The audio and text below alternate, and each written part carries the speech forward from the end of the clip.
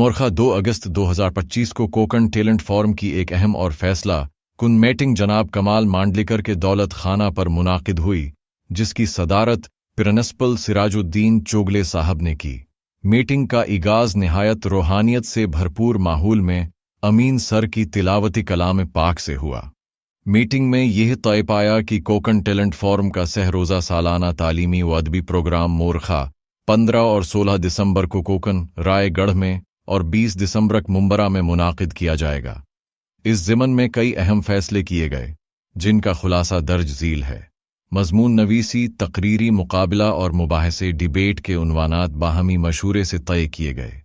उन्वानात इस तरह तरतीब दिए गए हैं कि तलबा की इल्मी, अदबी और फ़िक्री नशोनुमा मुमकिन हो। वर्ड फॉर्मेशन मुकाबले के लिए मखसूस लफ्ज़ की मंजूरी दी गई ताकि ज़बानदानी और तख्लीकी सलाहियतों को उजागर किया जा सके। जनरल नॉलेज के मुकाबले के हवाले से अहम फैसला ये लिया गया कि 40% सवालात कोकण टैलेंट फोरम की किताब पर मबनी होंगे। 60% सवालात हालात हाजिरा करंट अफेयर्स से लिए जाएंगे।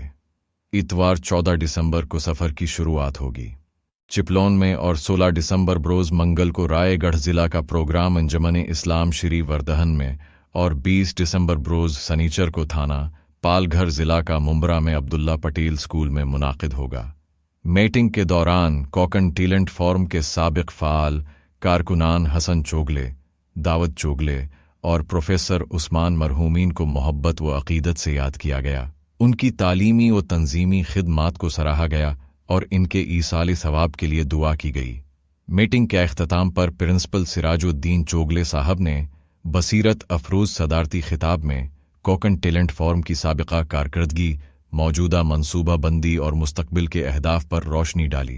बाद इज़ा अमीन सर के दुआया कलमात पर यह मीटिंग खुशगवार माहौल में बखैर व खूबी इख्तिताम पजीर हुई।